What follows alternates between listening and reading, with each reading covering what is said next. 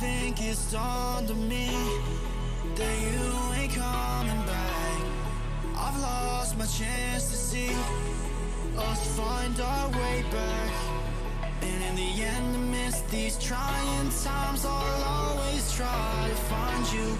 I'll lie to you to find the truth that you hold back. So stay with me.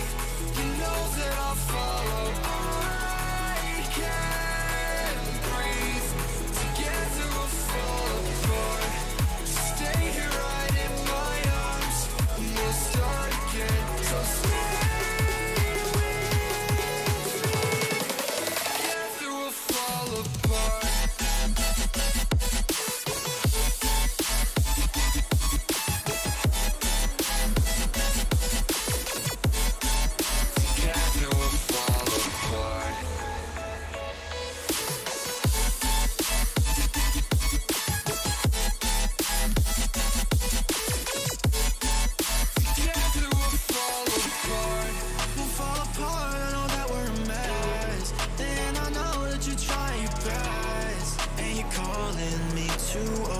Dramatically talk to me, and it's so funny, you're all I wanted, and I can't talk, want you out of my life, so say none. I'll wait for days if you ain't one, I'll say none. So stay with me, you know that I'll follow. I can't breathe, together we'll fall apart.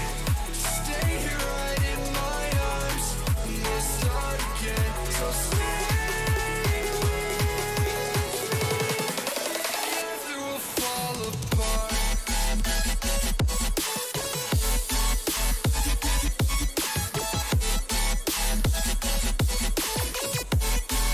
Together we'll fall apart.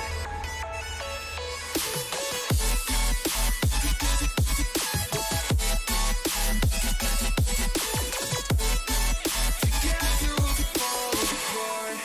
Stay here right in my arms, and we'll start again. So stay with me.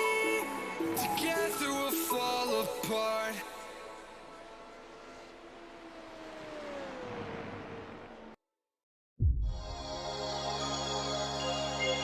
Opportunistic, still rubbing panels as they go together. It's folded the wing mirror in on Gerardo's car. Misano is such a difficult circuit for these guys to get right. There's a lot of start-stop sections around the back. It's a very, very quick section as well. It's a fantastic start from the 23. They're 4 wide there by the look of it.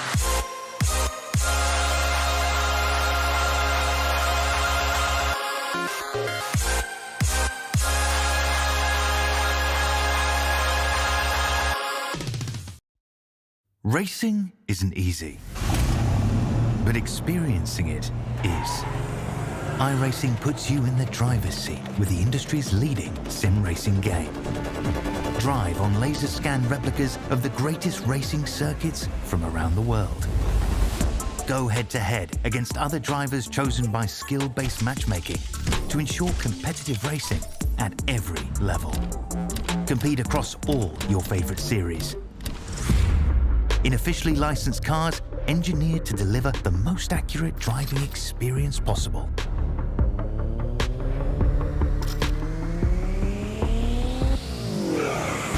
Join a race or host your own with players from across the globe. Race against the computer or in a league with friends. Feel the thrill behind the wheel. Visit iRacing.com.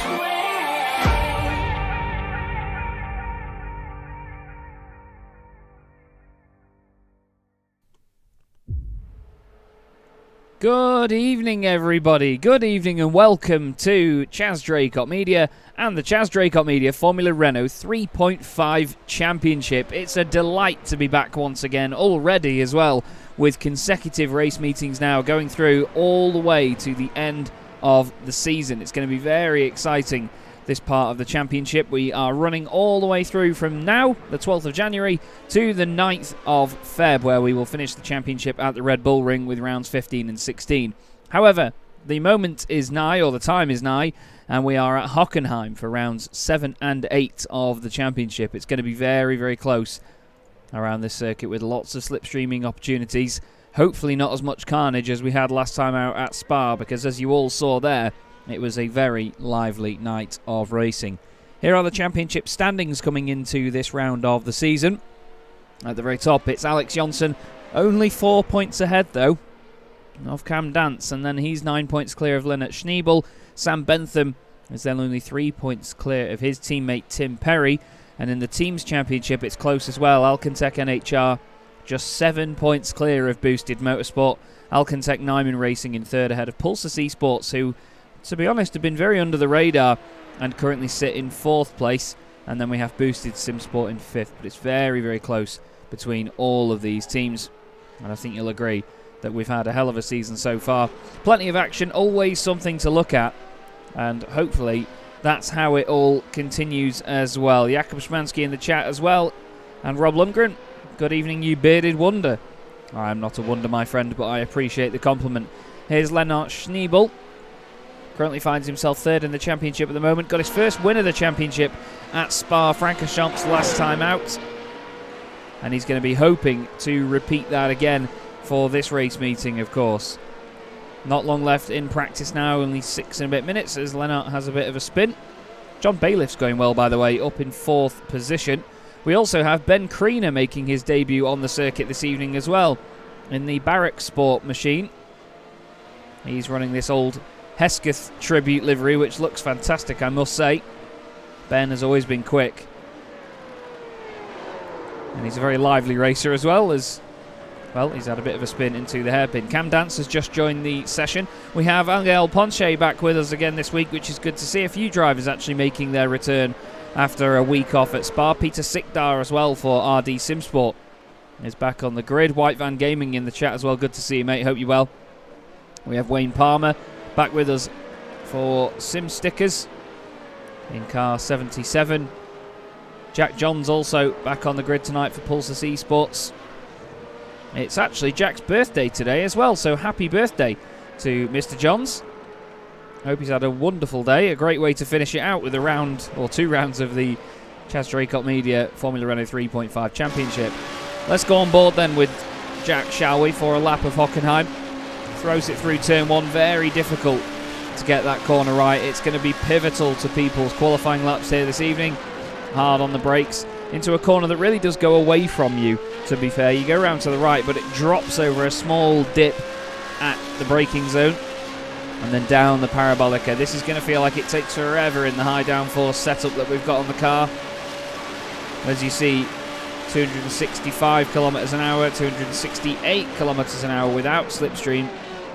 Drivers will be doing maybe 274, 275 down there, out the hairpin, which is going to be one of the prime overtaking opportunities this evening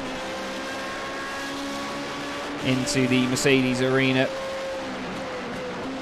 Again, another very pivotal corner, and you've got to be so careful on the throttle out of here. And you can see Jack was hesitant on it himself, but then of course when he got on the power he took a much shallower line, and that can be very, very important into the final complex of the lap. I love this part of the circuit. It's very narrow though, so people making any overtaking opportunities or overtaking moves shouldn't really wait until this point. They should be patient around here and get it done later. The last 2 corners are difficult. Feels like the car's going to understeer very wide all of the time. And then across the line goes Jack and completes a lap time of 1:28.064. It was a bit more of a hesitant lap, we could tell at certain points. Lennart Schneebel's fastest time at the moment, a 1:24.521 for Alcantech Nyman Racing. That's a really solid lap. Sam Bentham's had a couple of pole positions this season for Boosted Motorsport. He's currently 6th during this practice session. Some of you may have seen the news today that the Formula Ford is coming to iRacing, which I think is going to be a wonderful addition, especially for us British folk that have always raced it in club racing. White Van Gaming asking, CDM British Formula Ford Championship when? I don't know. We'll see. Jakub Szymanski suggesting the 24 Hours of Alton Park. Now, I would be well up for that. Maybe as a charity race or something throughout the year. I would happily do that. So maybe some plans need to come in place for that. I do have other plans as well, actually, coming up on the channel, which you may see maybe in the next couple of weeks, I'd say. I want to try and diversify the content a little bit, even more so. And there will be online championships, competitions, and all sorts coming up, so make sure you keep your eye on Chaz Draycott Media. Make sure you're subscribed if you are not already, because you never know what game we might be playing and what you may end up in. But I certainly do want to host a bunch of championships or even just one-off races and competitions. Not always on iRacing either. Like I say, you'll have to wait and see on that one. Here's Michael Jones for Rewind Racing. Just did his personal best lap, a 128.816. He finds himself in 21st position at the moment. We unfortunately will not have Alex Jonsson with us this evening, the championship leader, which is a very important thing to note. He's actually coming over to the UK for the Autosport International show, and I may actually get a chance to meet him. I'm travelling over there tomorrow, hopefully recording another vlog with that as well. Me and my good friend James Underhill, who some of you may have seen racing in previous championships before, like the CDM European Touring Car Championship and in Formula 1. I've also been recording another vlog today, actually, at Manchester Airport, another plane spotting vlog for any of you aviation lovers. Been standing out in the rain with a massive camera that's been killing my arms for your video viewing benefit. White Man Gaming saying all of that iRacing practice wasted. Not at all, my friend, not at all. I will always try to host iRacing leagues when I can. I'll always try to have at least one active at a time, because I do love running them, to be fair. Some people would argue that I don't, but I really do. I do find it great fun to do. Here's the Team Cabuto car of Jalberio Garcia, number 18, the Spanish driver. Currently in the championship in 23rd place, but he has 7 points to his name. And don't forget, a top 15 result scores you championship points. You get 15 points for winning, then it's 14, 13, 12, 11, 10, and so on. Only 1 point different per each position. So it keeps things nice and close. As, whoa, that's a big old moment for Garcia. And into the wall hard. His teammate Angel Ponce being hounded by another white and red car here of Wayne Palmer for sim stickers. Or he was being, until Wayne got a little bit greedy on the throttle pedal. As, oh no, it's going to go around again. This is going to be a great night of racing, though. I must admit, Hockenheim, when it comes to lapping this place and just driving it in general in any sim, I really don't enjoy it. I don't think it's a great circuit for hot lapping, but in terms of racing, it is mega. I always maintain the best race that I have, or the most entertaining racing I've ever commentated on, took place here at Hockenheim in the Clio Cup of Europe in 2021. Myself and David Addison covered that race, and I was absolutely having the time of my life. Hopefully the drivers will be having the time of their lives now, as qualifying is about to get underway. Now, it is only an 8-minute session here at Hockenheim, so they do not have long to get that lap on the board. We're going to keep our eye on Ben Hoffman for this moment in time for XZ Racing. He's one of the first drivers to get out on the circuit. Now, they're all on the track on their own here. This is a lone qualifying session. So, for example, if we then look at John Roberts, for example, who's actually just disappeared, Toby Ward, he's on the track on his own. We go back to Ben Hoffman, and he's on the track on his own. So it's almost like they're in their own individual sessions, which is a lovely way of doing qualifying, because it means that nobody gets slipstream off their teammates. It doesn't sort of upset just the natural pace of the grid. And also, because they only get one hot lap, drivers have to be very careful on said hot lap. So it really piles on the pressure to see who's going to push it past the limit and who's going to push it up to the limit as well. We've seen some very interesting drivers end up very far down the grid because of this format, and it's worked quite well. I don't usually like doing lone qualifying sessions because it doesn't really look that great. I like the busyness of a whole grid trying to all qualify at once, all on the same track. But this is just part of it. We have the ability to do this in iRacing and in sim racing where we have lone qualifying. We may as well use it if it keeps the drivers happy. A few drivers haven't gone out in the session yet. Tim Perry, one of them. Martin Kenyon, another. Angel Ponce also. Ben Gregory is off the road at the hairpin. But back on again, coming into the final couple of corners.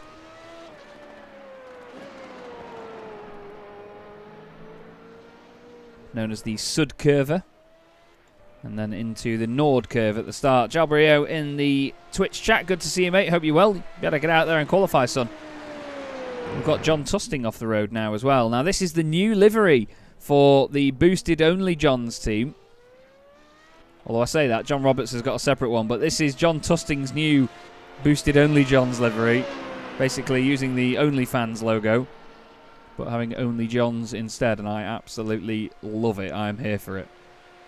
So furthest round a lap at the moment is still Ben Hoffman. We'll keep our eye on him and see exactly where he ends up, what sort of time he puts on the board.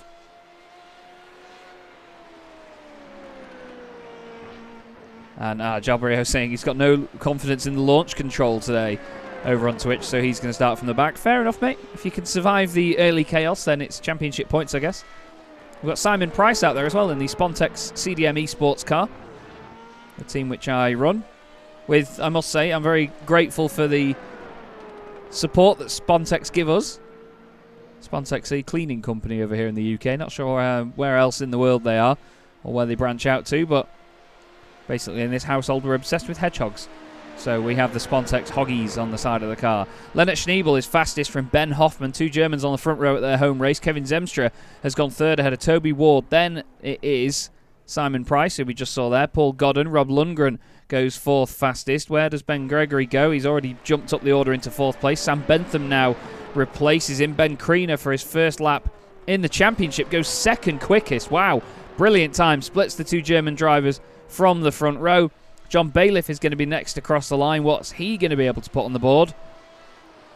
He goes fifth fastest, a 1:26.151. And we're only expecting a few more. John Tusting has not completed a lap as Peter Sikdar's gone off the road there. And that's not going to count. Angel Ponce hasn't put a lap in either. Cam Dance has invalidated his lap time as well. So basically the man that's starting this race meeting second in the championship, only to Alex Jonsson, has not put a valid time in. Peter Sikdar round the final couple of corners goes off track again. Pretty sure that one isn't going to count. And it does not, unfortunately, for RD Simsport. Tim Perry coming around the final corner for Boosted Motorsport. He's running the Alfa Romeo Formula 1 livery. You could see he had to get out of it there. Round the Sud curve into the final corner. Flies across the line. The glorious noise of the Formula Renault 3.5, 3.5 litre V8 engine. And he goes third fastest, a 1:25.638, only 16 thousandths of a second behind Ben Kriener. But what an amazing lap time that has been by Lennart Schneebel. A 1:25.017 is 6 tenths quicker than anybody else. This is Michael Jones on his lap. Bouncing it off the limiter. Martin Kenyon has decided to bin his lap. And Michael is going to be the last driver to complete what I imagine is going to be a valid time. He's just taking it easy to make sure he gets a valid one on the board.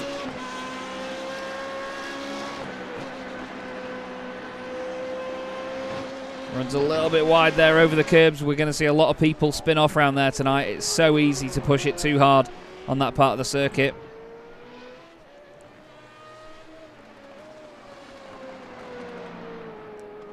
Jack Johnson saying, I hope he spins. It's not very nice, Jack. Happy birthday. Across the line goes Michael. Over to the right. And I think he's just going to potentially get a valid one on the board. Although, no, it doesn't seem to have counted for Michael.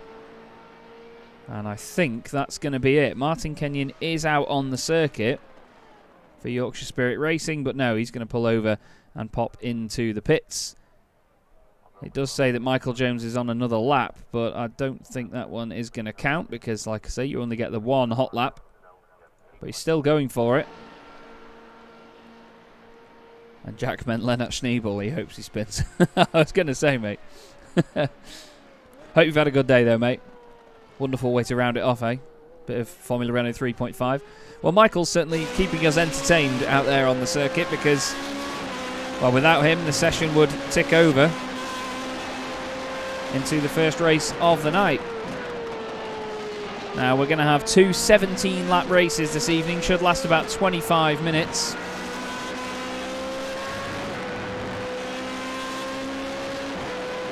And the races are all 75 kilometres minimum. So, for example, if you had a race that was 15 laps and it made it 74.9 kilometres, then we'd go for a 16-lap race.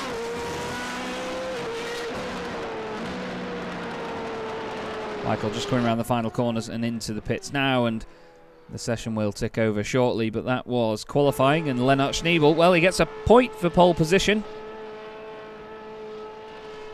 You do get a championship point. That's the only other way to get championship points, is to bag pole. Jack's saying the car is very scary around here. It's quite scary on board with Michael right now. I'm getting seasick. He pops into the pits, and that is going to be that for qualifying. We'll only have about 20 seconds left to go, and then we will move into the next session. Hopefully. But it's lovely conditions again here at Hockenheim. Because we're doing this championship as the winter series, it is, of course, very much done with the sun almost always going down. But it is really, really pretty when the conditions work out properly. We have got, I believe, 7 cars near the back of the grid who have not got valid times on the board. Here is your grid then for round 7 of the CDM Formula Renault 3.5 Championship. Lennart Schneebel on pole position in car 59 could take the championship lead with this race. Ben Kriener alongside him, though, in his debut this season. That's a fantastic lap for Barrack Sport. Then he's got Tim Perry and Ben Hoffman on row 2. Kevin Zemstra and John Bailiff make up row 3. John's quick tonight. Wayne Palmer and Jack Johns on row 4. Sam Bentham, car 99, down in P9. Ben Gregory rounds out your top 10. Rob Lundgren up to 11th place. He's going really well at the moment, with Toby Ward joining him on row 6. Then we have John Roberts and Simon Price on row 7. Paul Godden is alongside Cam Dance on row 8. Then it's Peter Sickdar and John Tusting at 17th and 18th. Michael Jones and Martin Kenyon round out your top 20. Then it's Team Kabuto at the back of the field, which is Jalbario Garcia and Angel Ponce. And as you see, for some reason here, it has made it a rolling start, which it really shouldn't be.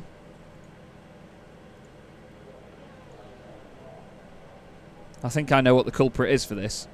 So to explain, with iRacing, when you set the sessions up and choose the circuit and the time of day and the conditions and so on, there's a limit on some circuits when they operate during the year.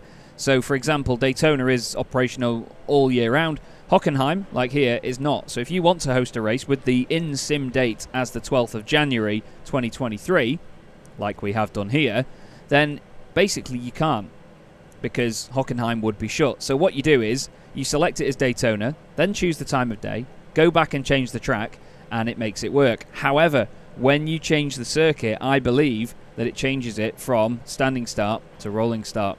And that's what's happened here. So my apologies, but we've got to go with it now. And to be honest, it's probably a little bit safer as well, to be fair. I don't like rolling starts, for the record. I absolutely hate them. They are only useful in endurance racing, but even then I still think that you should have standing starts. But it might help alleviate some of the potential chaos. Here is our pole position man, Lennart Schneebel, with a very busy grid behind him. Ben Kriener, Tim Perry and Ben Hoffman, the immediate threat. Then Kevin Zemstra as well. Ben Kriener eager to get her going here in the number 38 Barrack Sport machine around the outside. Round the sud curve they go. And when Lennart Schneebel gets on the throttle, round 7 of the CDM Formula Renault 3.5 Championship gets underway, and listen to that noise. Fantastic start by Ben, defends second place immediately. What's everybody else doing further down the field? Ben Gregory's had a bit of a jump and a hop and a skip over the curbs, but manages to get away with it. Is that a move for the lead by Ben Creaner? He does look down the inside of Lennart Schneebel, nearly runs a little bit wide into him. Tim Perry's got to be careful. There's a car off near the back. It's Rob Lundgren. Rob Lundgren has gone around. There was some smoke on the inside as well. Not sure if that was anyone else getting collected in. It looked like Rob might have suspension damage. Tim Perry trying to go around the outside of Ben Creaner now. They're 3 wide coming into the hairpin for the first time for the lead. And Tim Perry has got it done. And look at that. Lennart Schneebel mugs off Ben Creaner. Has to get out of it though, not to hit the back of Ben, or Tim I should say. Jack Johns has had a spin. Happy birthday, son. But great move that by Tim Perry. And already Lennart Schneebel wants that position back. Looks down the inside, doesn't work for him there, but he's a bit of a wiggle there from Tim Perry. He's got to be very careful now that you can see the Alcantec rear wing on the outside of him. Ben Creaner now back into the picture. The instant slipstream means that they can go one way, then the other. Peter Sikdar's had a moment further down the pack, I'm afraid, and he's dropped a bunch of positions. Look how close they all are, though, for this lead 5. John Bailiff at the back of this, watching, hoping that there is some sort of incident and that he can avoid it. John Tusting is now off the road as well. John Roberts has stopped and got going again. Oh, big wobble over the curb there for John Bailiff. But at the end of the first lap, it is Tim Perry leading this race from Lennart Schneebel. Battles going on all behind them. Let's just have a quick look then at what happened to Rob Lundgren at the very start. Ben Gregory went wide. Rob Lundgren is the black car on the right-hand side of your shot. Oh, he's just a bit late, and he actually hits Toby Ward, I believe, there on the brakes. Kevin Zemstra went off for a moment. I think this is just at the bottom of the hill, maybe avoiding people. Oh, that's how Jack Johns spun. So Jack ran a little bit wide. There was contact with Kevin, and around he goes. And then if we look at Peter Sikdar in the RD Simsport car, goes into the Mercedes arena. Is he just going to lock it up on the brakes? Oh no, there's a car in front of him. So John Roberts was already around, and then Sikdar hit him, Jack Johns hit him, and then there was more contact as they all tried to get going. They've been into the pits. There is a fast repair in this championship as well, per race, so they do get the chance to fix the cars. Isn't that a wonderful sight? Look at the speed of these things around there. They look and sound absolutely phenomenal, do these Formula Renault 3.5s. Listen to that.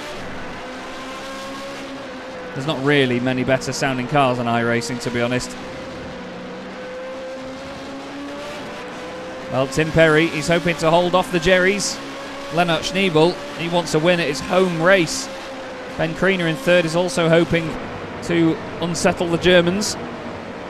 There's basically one race in each country in this championship. We have the round in the UK at Silverstone, then Zandvoort in the Netherlands, Spa is our round in Belgium, then we've got Germany, Hockenheim, Hungary, Hungaroring, Italy, Monza, Spain, Catalonia, and then we finish the championship in Austria at the Red Bull Ring. Oh no, we literally turned to Toby Ward and he's gone around on the throttle. I was going to say he's getting close to the back of Simon Price, who's gained 3 places so far in the Spontex CDM Esports machine.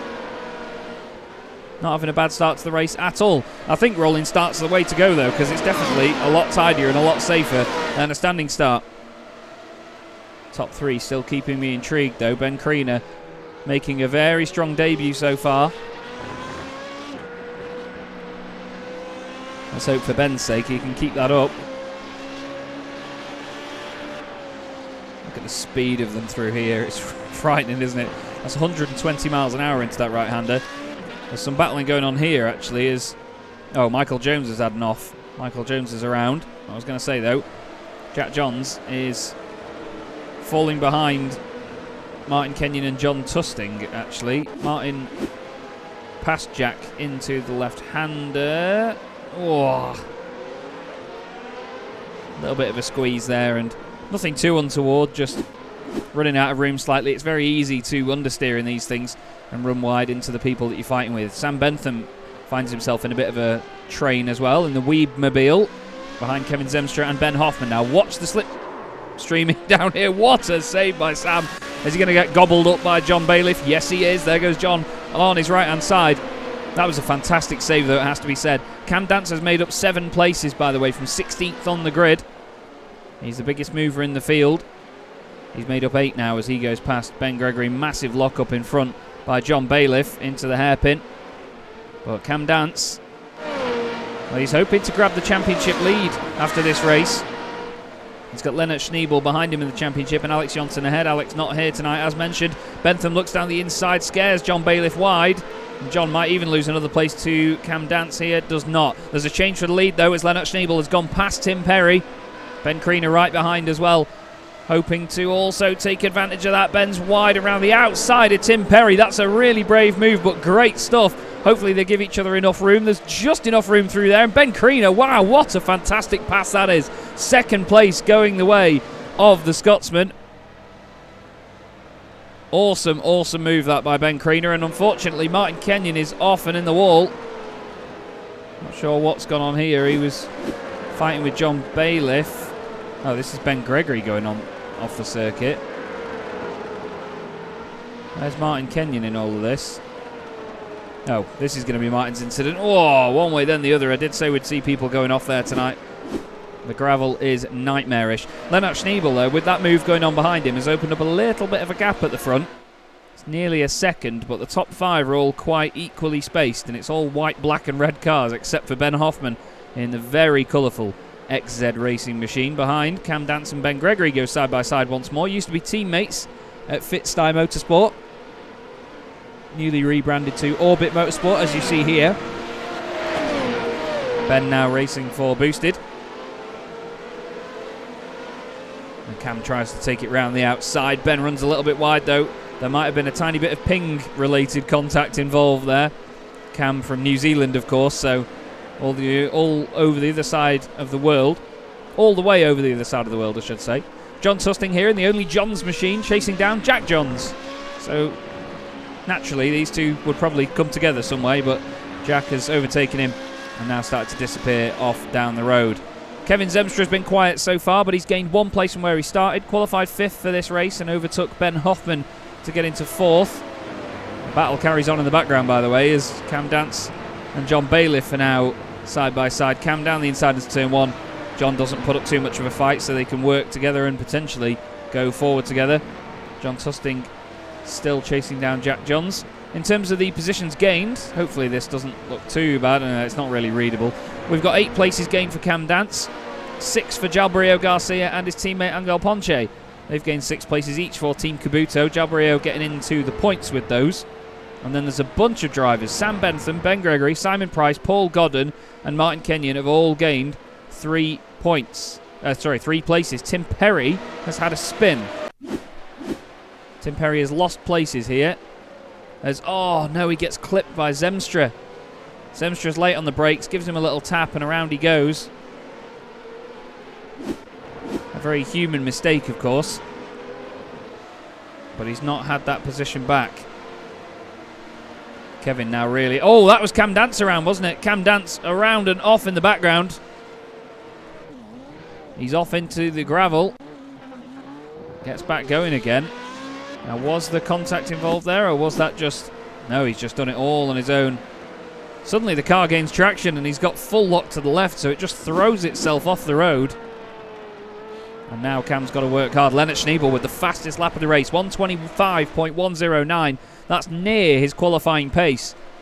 Shows you just how fast he's going and how hard he's having to push to stay ahead of Ben Kriener, because he did a 125.3 last time round. So Ben also showing fantastic pace. I first met Ben actually at Autosport International in 2020 I think it would have been. Just before COVID. And all of a sudden he's racing in one of my championships and I'm going back to Autosport tomorrow. Look at this behind though. Kevin Zemstra, Ben Hoffman and Sam Bentham in this close little trio now. 7 laps almost completed here at the Hockenheim ring out of the 17. Oh no, Kevin! Kevin's binned it. He spins on the exit. I'm constantly saying how easy it is to do that. The car can... Oh no, and he's tried to get eager on the throttle again to get going. He's really overheated the rears, so he needs to be very careful now. That's Simon Price going through. That's his 5th position gained in this race. Simon Price inside the top 10 now for Spontex CDM Esports. Go on, lad. I'm enjoying seeing that. The Johns battle is still going on. John Tusting and Jack Johns. I do love that boosted only Johns livery. It looks fantastic. Here's 2 more very bright and colourful liveries further up the order. This is Sam Bentham in the Weebmobile going past Ben Hoffman. Sam started this race 9th on the grid. I said that he was slightly out of position compared to where we expect him. He's qualified on pole twice so far this season, and he is on a mission right now. It's been a great drive by him so far, and this is an exciting prospect. Cam Dance and Kevin Zemstra, the drivers that finished 1st and I believe 2nd in the Chaz Draycott Media Formula 1 World Championship, going head-to-head again in a different series now. Both getting the slipstream off Simon Price and the Spontex car in front. Kevin's going to go to the middle of the road. Simon's going to try and get out of the way, I imagine, as soon as possible. And Cam Dance has gone down the inside of the pair of them and made the move. Lovely stuff. Absolutely lovely stuff. Fair play to Simon as well. He gave them all the room they needed, and they've gone through, and they will continue their battle, I'm sure. Jalbrio Garcia just going off the road slightly, but gets back on without any major issues. Now, both of these drivers, Cam and Kevin, are going to be so weary around that part of the circuit there when getting onto the throttle to make sure they don't overdo it. And that was Cam just kissing the wall there. A lot of dust being kicked up from the left rear, I believe it was, that just tapped the wall. Now, 3 of the drivers inside the top 4 are in the position they started the race in. Leonard Schneebel 1st, Ben Kriener 2nd, and Ben Hoffman 4th. Sam Bentham has basically crept his way into the podium positions after starting 9th, as mentioned. Got a battle brewing further down here. We've got Martin Kenyon on the back of Angel Ponce on the Spanish driver, just holding his inside line here, just defending as best he can. Martin's going to try and get the cutback. Oh, it's a lovely move. Absolutely wonderful by Martin Kenyon. This is for 16th position, though, so it's not for a points place so far. But, of course, from here they can gain places and go further up the order. Lovely shot there with the sun just shining through the rear wing. But nice move that by Martin Kenyon. Really good stuff. Toby Ward has unfortunately come to a stop. He's got going again. But he's not going to be too happy a boy about that one, spinning on his own out of the final corner. Another thing to keep in mind is that for race 2 of the night, we reverse the top 15 on the grid. So Jalbrio Garcia, who's going to be finishing in 15th if he stays where he is, to get 1 championship point, will also get pole position for race 2. And there's only 1 point between each position in the championship standings as well, so it is going to be very close, and it keeps it nice and tight. Rob Lundgren has gone off, I'm afraid, and out of the race. Oh, it's a big old spin, and whoa, it was a never-ending spin. And from the back of the field, unfortunately, Rob is going to retire the car. Which is a big shame, because last time out, after scoring no points all season, he scored 2 7th place finishes at Spa. He had a wonderful race meeting. But I'm afraid now it's just gone to pot slightly here at Hockenheim. We've got Jack Johns here with Paul Godden in front of him. Not seen much of Paul this race, but he started 15th, just inside the points, and has moved forward from there into 12th. Hope you're all enjoying the show so far. Thank you everyone that's tuned in. Please do remember to like the video and of course subscribe to Chaz Draycott Media. The subscriber count is going up gradually at the moment. I've made YouTube partner now as well, which I'm very pleased about. These videos cannot be monetized because the Chaz Draycott Media advert and Formula Renault 3.5 intro at the moment do have copyrighted music on them, so they will not be monetized. There won't be any copyright strikes or anything, but I'm afraid I cannot make money off the video itself from ad revenue. So anything you guys can do to help that by at least liking and subscribing and getting me something from the video, I would be very pleased for. So if you can, please. No obligation though, no obligation at all. John Tusting now into the final couple of corners. Into the Sud curve, has to get out of it slightly so it doesn't hit the back of Jack Johns. That's one thing about these cars, is that it's so easy to all check up and go into the back of the car ahead of you, you've got to be really careful and really cautious going into braking zones and high-speed corners where drivers could maybe just need a little bit more confidence and back out slightly. As down the inside of Paul Godden goes Jack Johns in the Pulsar Esports car. Does he get it done completely? He does. Now Godden's on the inside and John Tusting wants to go around the outside of him. Doesn't work there.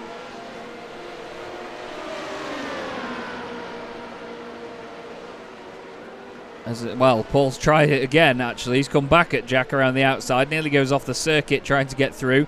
He's right on the apex for the hairpin. Stops the car dead. And John Tusting nearly benefits from it, but Jack Johns makes it work around the outside. Is he through? Yes, he is. Lovely work by the Racing Line, as he's known. I believe Jack's got over 6,000 subscribers on YouTube at the moment. Maybe even closing in on 7 now.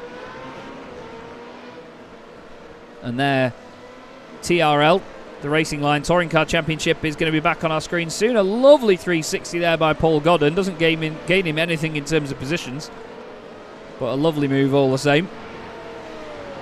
The top couple of positions have actually spread out slightly here, I'm afraid. Oh no, Angel Ponche's had a spin. Oh, and he's damaged the back of the car big time. Oh heck, it's not supposed to move like that, I'm afraid, mate. He's had a big spin. Oh, and it's going to launch itself into the barrier very hard indeed. And I feel, after a fast repair, he could probably continue. I don't think he's going to score many points. Toby Ward has again had a spin. And I think that, yeah, that's going to be the end of his race, I'm afraid. His race leader, Lennart Schneebel, won the 6th round of the championship at Spa. And he's, whoa, hello, Ben. He's taken obvious inspiration from that for his home race. And he wants to be a German driver winning in Germany. I don't think we've actually had any drivers winning their home races. Alex Johnson won at Zandvoort, and so did Cam Dance. We didn't have any British drivers winning at Silverstone, and we don't have any Belgian drivers in the championship. So if Lennart Schneebel can pull this off, he's going to be the first driver to get a home victory, a home race win, as John Tusting has now gone off. Seems like every time Peter Sikdar goes past somebody, because he went past Angel Ponche not long ago, seems like whenever he goes past anybody, they have a crash. Oh no! John's hit the wall side on, and it, well, you could see from when he got going a moment ago, it really has bent the machine. John Bailiff has apparently had some sort of dilemma as well here. What's happened? He's come out of the Sachs curve, down towards Sud curve, chasing down Ben Gregory. Oh, it got slightly out of shape there. Now he's going to lose it over the final curb. No, doesn't seem like it, or could it be?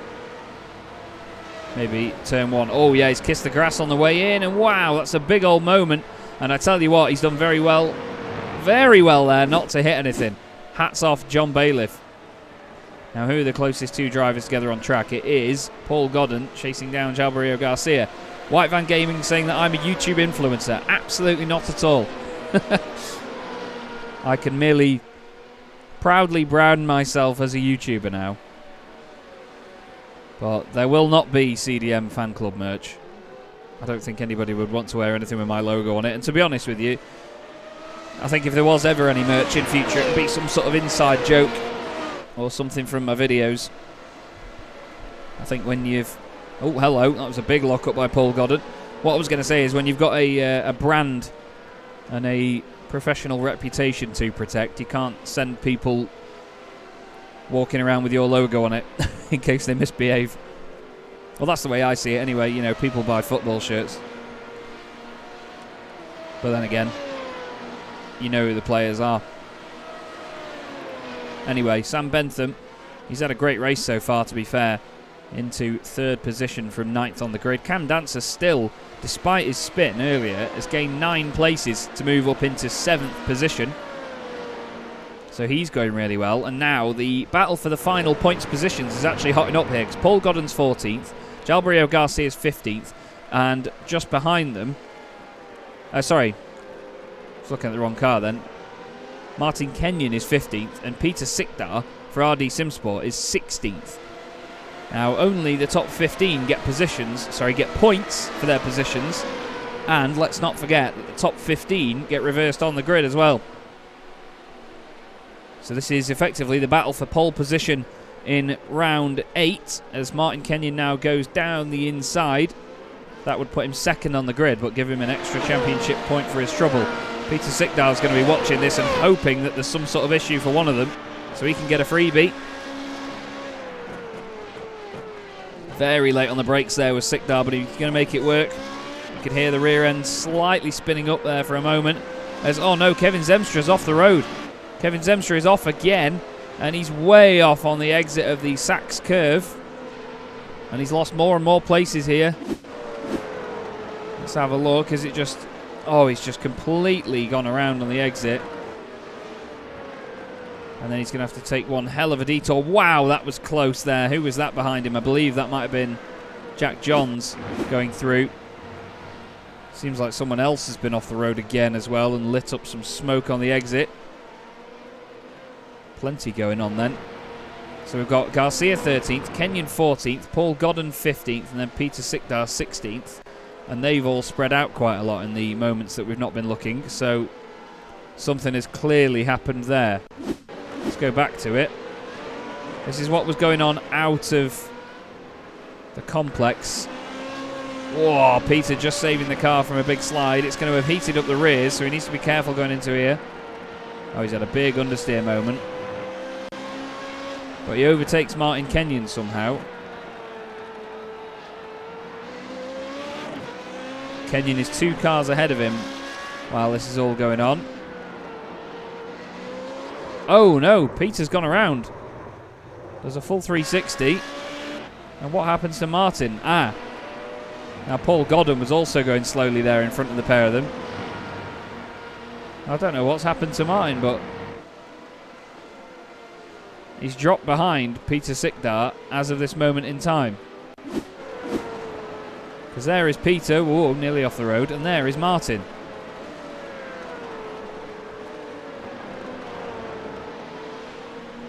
And we've had the fastest lap of the race put in by Cam Dance. So he's on the move right now. But he's just not really close enough to anybody to make a move, I'm afraid. We've got 1 lap to go after this, and Lennart Schneebel currently leads the way. Ben Kriener, on his debut in the championship this season, currently running in second, having a fantastic start to his campaign, despite it being the halfway point of the championship tonight. And Sam Bentham, well, we've already mentioned how good his drive has been so far. Lennart Schneebel does a purple sector 2 on this lap.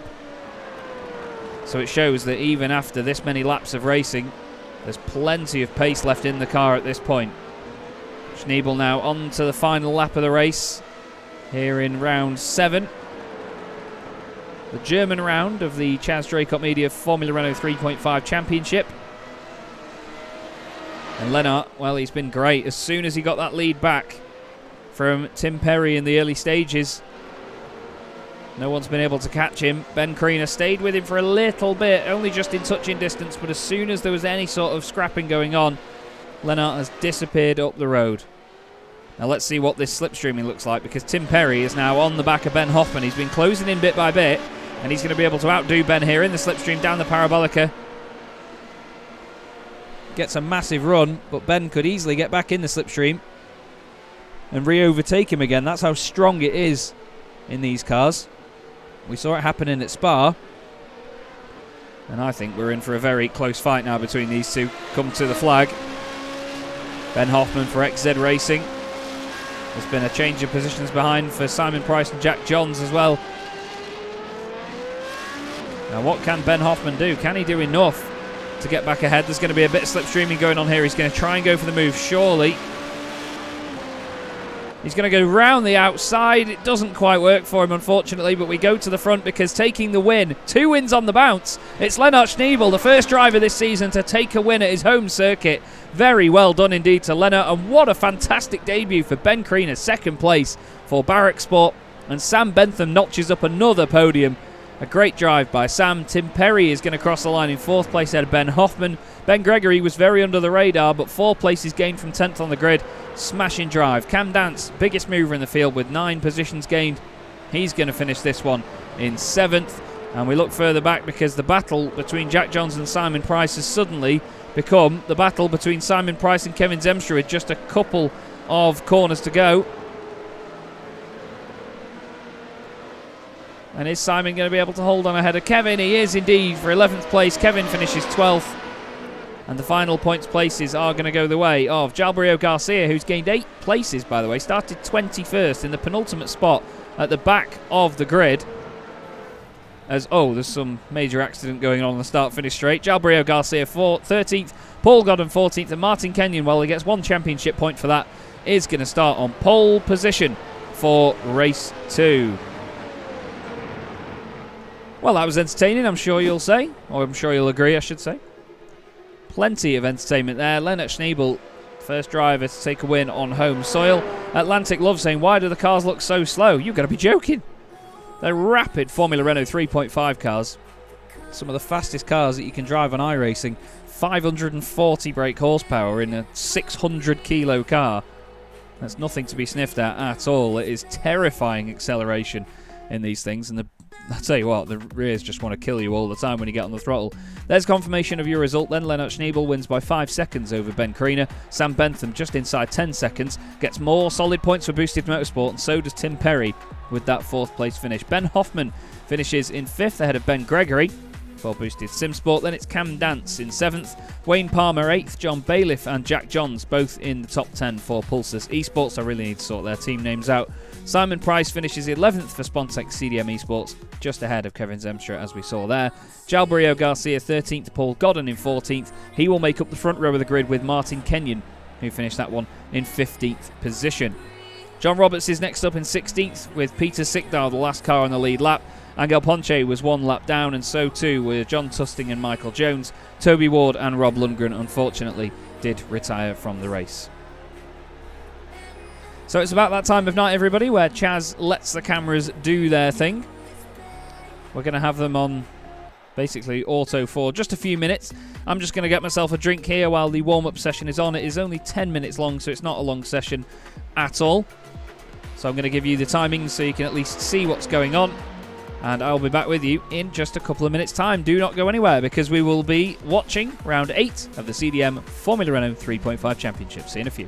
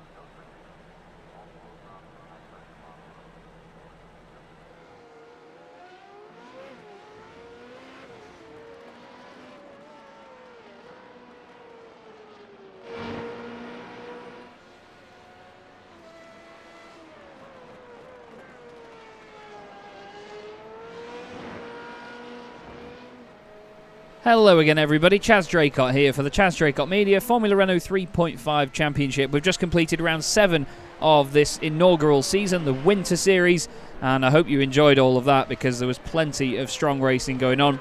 A lot of spins and little incidents here and there, though, but that's just the nature of these cars. They are so tough to drive and very exciting to look at and listen to. We will have round 8 coming up in just a moment. The reverse grid, of course, in effect for this one, so the top 15 of that race result will be swapped around on the grid. It's going to be really exciting. Tim Perry throwing it to the outside of turn 1 big time.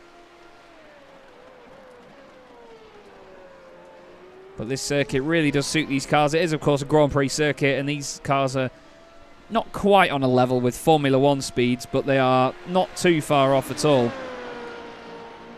The amazing acceleration and braking capability of these things is just terrifying, but makes for a lot of fun to drive. That is if you can handle never being able to touch the throttle. But just watch the acceleration here. Look at the speedometer in the bottom right. See, 60 kilometers an hour. All of a sudden, you're doing 160, 200, 220, 230. Absolutely horrifying, isn't it, how fast that is? And again, look, just under 100, 80 there, 130, 40, 50, 60, 70, 80, 90, 200. It's absolutely bonkers. I love it. Absolutely love it. It really is an underappreciated car, and of course a car that unfortunately now doesn't race in the real world. It'd be great to see a return of these cars, and of course the championship as well, but we can't see that on the immediate horizon, unfortunately. A minute and 12 left of the warm-up session, and then we get straight into the race. Oh, Michael Jones having a big old off into one barrier and then into another. That was a big old spin. This is an example of just how easily it can go wrong. Curb. Tries to carry it on as well and get it back the other way. I don't know why, because the car is absolutely done in.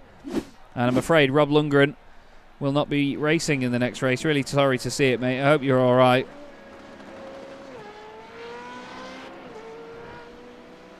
After a fantastic week at Spa last time out, it's a real shame not to see Rob having a similar evening. That was John Roberts having a good old spin, leaving plenty of smoke behind for Tim Perry to drive through. Look at the turn in around there. There's plenty of amazing shots of Formula 1 cars screaming into that part of the track.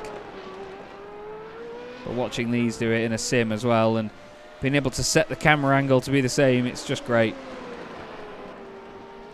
So mere seconds left then of the warm-up session, and we'll get the second race of the night underway here at Hockenheim. All the cars will disappear from shot very suddenly. About now. Barney waves the checkered flag, and everyone will line up on the grid for the second time this evening. Martin Kenyon is going to start on pole position with Paul Godden alongside. Then it's Jalbrio Garcia and Kevin Zemstra starting 4th on the grid. Kevin has not won a race yet this season. His best result was 3rd in round 4 at Zandvoort. Then it's Simon Price and Jack Johns, John Bailiff and Wayne Palmer, Cam Dance and Ben Gregory round out the top 10. Ben Hoffman and Tim Perry line up on row 6. Then we have Sam Bentham and Ben Kriener. Race 1 winner Leonard Schneebel starts in 15th ahead of John Roberts. Peter Sikdar and Angel Ponche make up row 9. John Tusting and Michael Jones round out your top 20. And then Toby Ward and Rob Lundgren will make up the back row of the grid. But of course, without Rob, I'm afraid, due to his newly found injury. It's a very white, black and red grid, isn't it, this one? You can see from the right-hand side that it's very much a point well proven. We're about to get everyone moving now. There's a look back from Martin Kenyon's car. He's going to start with nobody in front of him but the pace car. Now Martin, I first met in an oval discipline when commentating on the My Turn Racing Sunday Night Truck Racing League. So Martin is very much used to restarts, maybe not in cars like this, but rolling starts should not be so much of an issue for him. Now, the guy that we really have to keep an eye on here, especially in the race standings on the left, is going to be Kevin Zemstra, because he's one of the quickest drivers in the championship, and he's right up there in 4th place in the Alcantech NHR car.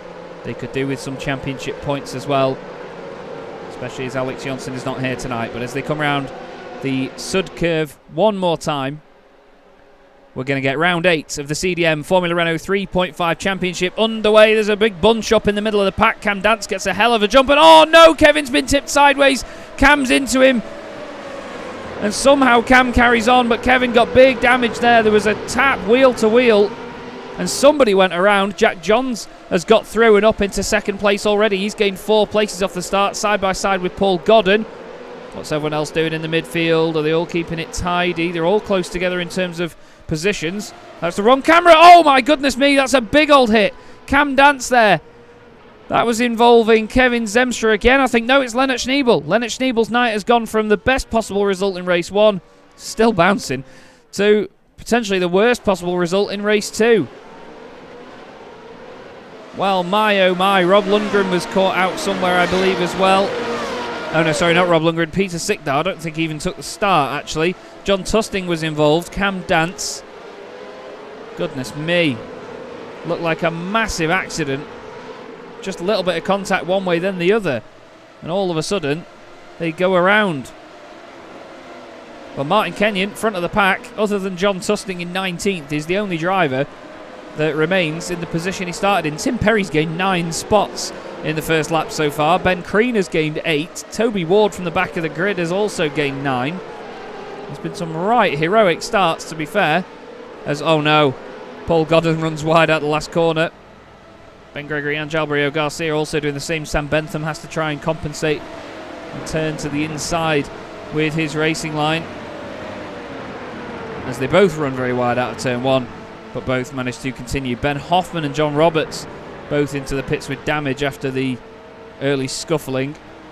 Let's have a look then at what happened with the start. Let's have a look at Kevin Zemstra. He's got the chopper cam. Second car on the left-hand side. Jack Johns gets a run. He's in the middle. Goes to the left. Oh, Jack's move over to the left just tips Kevin into the wall. And then let's move forward. Oh, Kevin's car's very damaged. Let's have a look at Lennart. So Lennart is the white, red and black machine. The other Alcantech car, so both of them in big incidents off the start. That's Cam Dance on his left. Oh, Cam gets hit by John Roberts, and then Ben Hoffman hits the back of John Tusting, who then flicks Lennart further in the air, somehow leaving tyre tracks even though it's in the sky, and it continues to bounce forever. Some say that he's still bouncing now. Well, that was a lively start, and not the sort of start we like to see, really. But the thing is, everything's just happening so quickly in these cars all the time. It is hard to avoid incident a lot, but Jack just tried to move over to the left, but unfortunately caught the exhausts on the rear of that car and turned it around, and all of a sudden Jack Johns finds himself going for the lead. Martin Kenyon turns in, and for the second time in 2 weeks, Martin turns in, but there's another car there, and unfortunately bounces off the side. Might be seen as a racing incident, but may get looked at. But I don't think Ben was necessarily too far wide, as Tim Perry is now at a spin on the exit as he gets on the throttle, loses a bunch of positions. Jalbrio Garcia had a moment not long ago. Lennart Schneebel is carrying on, by the way, still out there racing again, so we've only not had Rob Lundgren and Peter Sikdal at the moment. As down the inside there goes Ben Gregory on Tim Perry, Paul Godden and Wayne Palmer. Wayne gets a front row seat of this as they go now into the tight left, hard onto the brakes. Just shows you, though, doesn't it, how difficult these cars are to drive. There's so many little spins and moments that all of these drivers have. These reverse grid races are always a little bit more chaotic, but it's all about trying to encourage a bit more patience in the drivers and give drivers usually a little bit further down the order on raw pace more of a chance at scoring big championship points, as Michael Jones weaving around a lot there in front of John Tusting. He's braking a lot harder than John, and he's, well, only just tapping the back of the car in front. And you can see the engine cover missing off John's car as well. Paul Godden's off and he's in the barriers. Not sure how damaged the car is. Everyone needs to be careful when coming around the first corner. Let's have a look at what happens, Paul. He's just going to hit the curb. Yeah, he's just gone way too hot into there. Is he going to avoid the wall? Oh, he does hit it with the nose, but I don't think that'll be too bad. Not long after this, I'm afraid Michael Jones has had another issue. He's got John Tusting still right behind him. Whoa, he's gone around at turn 1 big time. And into the wall head on as well. Now we've had Simon Price come into the pits. Not sure if he had some damage or something. But the top 4, by the way, has changed around again because Ben Kriener now leads this race. Ben Kriener overtook Jack Johns not long ago as well. Down the back straight, down the Parabolica. Through he goes. Fantastic debut by Ben this. He started 14th on the grid in this one. Toby Ward started 21st.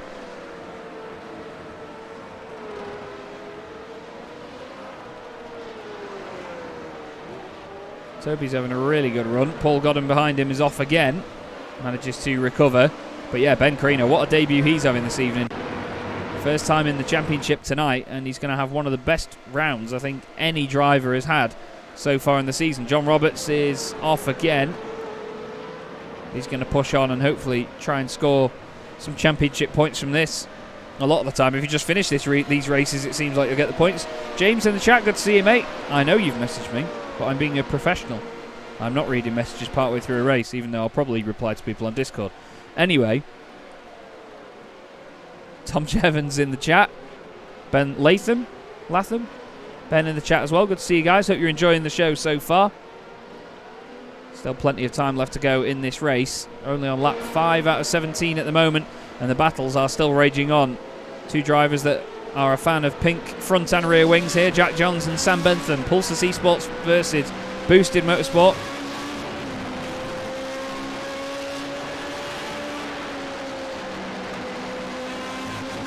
Look at the speed that they can carry around the right hand of the Mobile 1 curve into the Sachs curve, which is this banked hairpin inside the complex. Now Jack's got his teammate John Bailiff. Oh, sorry, this is John Bailiff. Apologies. Jack Johns is in front of John Bailiff. I've only just realised that. That's bad, isn't it? But two Pulsar Esports cars in the podium spots at the moment. They're really going to want to hang on to that, but we know how fast Sam Bentham is. 2 pole positions this season tells you how fast he is. There's been an incident further back. Jalbrio Garcia and John Tusting both off the road. John Tusting carries on. Cam Dance has to take avoiding action. Tusting has had a lively race, to say the least, so far. Let's see what's happened here. Jalbrio down the inside. Whoa, locks it up on the brakes, and, well, Tusting's really not got anywhere to go, to be honest with you. Look at how quickly that thing spun around. It was almost instant on the brakes, wasn't it? But that's how easy it is to do. And whoa, there you go. John Bailiff shows us how easy it is to do on the throttle as well. Throws away a podium spot. Kisses the barrier, returning it to the right direction. But that podium is long gone now. He's down into 7th place, which is where he started this race. That's a little bit painful, isn't it? Ben Hoffman down the inside of Paul Godden. That's the first place that he's gained in this race, actually, is Ben. Or it is for Ben, I should say. Cam Dance and Kevin Zemstra still glued together as well. Reuniting battles from the Chaz Draycott Media Formula 1 World Championship. And now we go forward again because Boosted Motorsport are right behind Boosted Simsport. This is Tim Perry chasing down Ben Gregory. Ben's livery based on, I think it's what he calls the Unicorn livery, RX-0 from Gundam, if that's the name of the show. I don't really know that much about it. Sorry, Ben. There's a lot of love for Barrack Sport in the chat as well. Ben Kriener at the top of things wearing this gorgeous Hesketh livery. As whoa, slide from Ben. We caught the back end of that and he caught the back end of the car. Well done to Ben. Tim Perry's had another spin and lost places to John Bailiff and Wayne Palmer. Toby Ward, the next car, chasing him down. He finds himself 9th overall at the moment after starting 21st. Sam Bentham, he's had a really good night for these drives through the field. He started 10th in race 1 and ended up 3rd. He started this race 13th on the grid. So he's had a really good run. Sam now trying to get the cut back on Jack Johns, the racing line, as he's known on YouTube. Does wonderful track guides for the official iRacing series of that week. And he's also a broadcaster and commentator as the racing line, endorsed by GT Omega for the Jetta TDI Cup and the TRL Touring Car Championship, which is starting again very soon. Look at Sam, though, really showing him where to put the car and pushing very hard indeed. Lennart Schneebel's done the fastest lap of the race on the previous lap. It's a shame for his sake, there's no points for that. But he's down in 19th after his opening lap incident. This is really going to help Sam Bentham in the championship as well, to be fair, because Cam Dance and Lennart Schneebel haven't had standout performances so far. And Lennart Schneebel was third in the standings coming into this. Alex Jonsson was the championship leader. But because it's very close in terms of the points in this championship, you get 15 points for a win, then 14 for second, then 13, 12, 11 and so on, all the way down to 15th place. Only 1 point difference per position. It keeps it nice and close. Look at that, Sam Bentham gives it a little dab of brakes, partway around the corner, tries to mug off Jack Johns. It doesn't work though. Lovely cheeky stuff though by Sam. Let's have a look at it again. We'll go on board with him. So he goes over to the left on Jack. Oh, has to make a second movement though. Jack starts to cover off that line. And you'll see Jack flies back down the inside on the brakes. Sam opens up the corner watch and then there. Gives it another dab of brakes. Tries to tuck the nose in and just on the throttle it floats to the right hand side. And unfortunately, it didn't gain him the place at the time, but it's only lap 8 out of 17. He's got a long way to go yet where he can still gain this. Martin Kenyon losing out there to John Bailiff, who goes through. Michael Jones has come back into the pits. Tim Perry is now also behind this on the back of Toby Ward as well. Sorry, Toby Ward's behind them. Wayne Palmer is the car in front of them. The positions and order of the field changes round so much it's hard to keep up with. I don't know what Martin was doing there.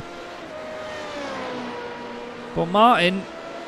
well, it wasn't very clear that he was going to go for the pits there, I'm afraid, I have to say. But he hit the brakes when, well, he was basically still on the racing line, and Wayne Palmer gets absolutely railed by Tim Perry. Martin back out of the pits. I think he got a drive-through penalty for incident points. You get one for 20 incidents, and there is an incident limit of 30 in these races, simply because I know that the cars are that hard to drive that people can rack up that many running wide or overdoing it slightly and having a little spin. Sam Bentham goes down the inside of Jack Johns. Jack affords him all of the room in the world through the right kink. Sam Bentham tries to tuck the car back underneath once again. This is epic battling between these two. Love watching it. But Jack's putting the car in the right place at the right time, and Sam isn't quite able to get past him. Ben Gregory's going to be lingering in the background here for a podium. Jack's taking a much later turn in everywhere to try and coax Sam into a manoeuvre. It's just not working in this moment in time. You can see Sam's having to work very hard for this. But this is what we love, though. It's not Formula 1 style battling where eventually one car will overtake the other, then disappear off up the road inevitably. You never quite know what's going to happen. And apparently it's the founding members of Barrack Sport that are in the chat. Great to have you here with us, guys. Thank you very much for jumping in this evening. Hope you're having a lovely evening wherever you may be in the world. Cam Dance has dropped places with a spin. Oh, he's hit the back of Paul Godden mid-corner. And gets going again after losing a couple of positions. Martin Kenyon and Paul Godden have both lost 10 places respectively in this race so far. Here goes Sam Bentham again on the outside into the hairpin. Jack Johns down the inside. Sam now sticks the car on the outside for this bit, and he's going to get a really good run and carry the speed, and he's going to be in front of Jack here, and he has done it this time. Lovely move that by Sam Bentham around the outside at the hairpin, but you can bet that Jack's going to send one up the inside on the brakes. I think there was a bit of contact there, following a bit too closely. As look at that, Jack really doesn't afford him much room on the inside there, and somehow Sam just carries the pace. This is all helping Ben Kriener, though. He's now got an 8.7 second lead. Kriener absolutely flying out in front now for Barrack Sport.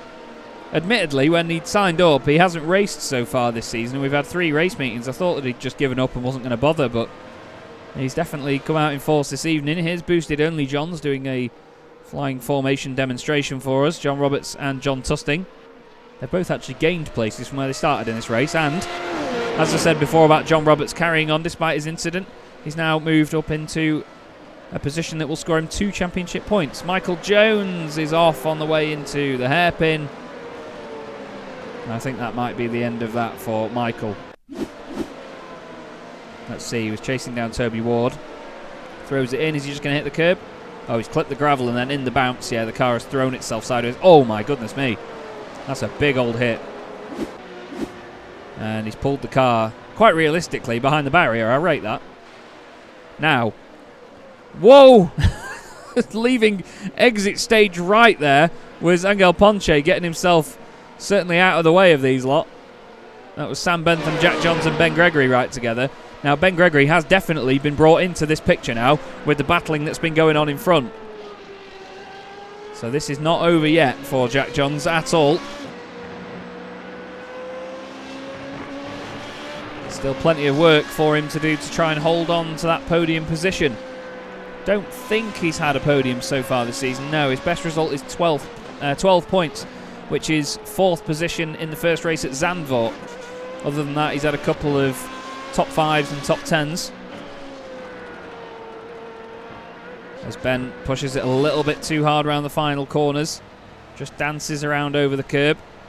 We've got a little moment here developing with Kevin Zemstra and Toby Ward, although Kevin actually just got past Toby a moment ago. He continues his recovery drive after being put in the wall at the very start of the race. And he did pit as well, actually. He did come into the pits for a fast repair. And it is a full British podium at the moment. Top 6 is all British, actually. It's very solid. I know Jack Johns has the flag of the United Arab Emirates next to his name. But he's British and has moved out there and lives in Dubai now. Whoa, there's a moment in front for Sam Bentham, and Sam has lost a lot of momentum there. He's not going to be able to defend that one too much. Is Jack going to commit to going down the inside? He is. Wow, brave stuff. Through he goes, and now all of a sudden Sam's got to do that work all over again. There's contact, and no, all 3 of them make contact together. I don't know why Sam felt the need to put the car in the middle of the road. He should have done what he was doing previously and just carried the racing line. Just gone way out wide, over to the right. And for some reason, he felt the need to squeeze Jack to the inside of the corner. He gets alongside him and, well, there wasn't much else going to happen from that, I'm afraid, Sam. Johns gets away with it-ish. His teammate's now back on the podium, though. John Bailiff, he's up into 3rd position. Jack Johns just behind him there in 4th. And Ben Gregory now is up to 2nd place. Started this race 10th on the grid. And he's having an absolute blinder. 8 places gained. Kevin Zemstra has just got past Wayne Palmer as well on his continued rise up the order. This is how he did it. Great run out of the right-hander. Puts the car down the inside and, well, Wayne doesn't fight him too hard for that one. Nice, respectful stuff. But Ben Gregory going really well, but look at this lead for Ben Kriener. 15, now 16 seconds over everybody else. It's been a very strong performance. He had an absolute lightning bolt of a first lap, gaining places while others had incidents and dramas. He managed to work his way through it. And Ben is disappearing off up the road. Simon Price there just behind him, unfortunately a lap down after an earlier incident. He's in 17th place, just outside the points. Craig Evans lurking in Twitch. Good to see you, mate. Hope you're all right. Here's Cam Dance for Orbit Motorsport down the inside of Toby Ward. That's only just put Cam inside the top 10 now. As Toby now wants to fight back, puts his car down the inside, hits that curb very hard, but Cam manages to carry the speed around the outside and hold on to the position. Now it is close again here between 2nd and 3rd, actually. Ben Gregory has John Bailiff behind him, although in between them is Lennart Schneebel, who's been setting fastest lap after fastest lap. And he could actually be a bit of a spoiler in the pack here because he's going to overtake Ben Gregory. Is he going to lose Ben any time here? Because John Bailiff is certainly going to want to look down the inside. Has a bit of a wiggle of his own. Now Jack Johns is going to be in the picture as well here. He's going to have slipstream. This is going to be very tense into the last few laps. Jack will be raging after the contact with Sam Bentham not long ago. and will want to regain podium positions, of course. Lennart Schneebel blinking in and out quite a lot there. John Bailiff's gone for it down the inside of Ben Gregory.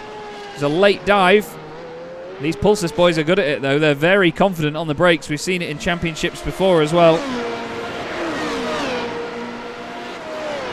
Saw it in the Chaz Draycott Media European Touring Car Championship that the Pulsus boys love a dive on the brakes. John very close to the back of Ben Gregory's car.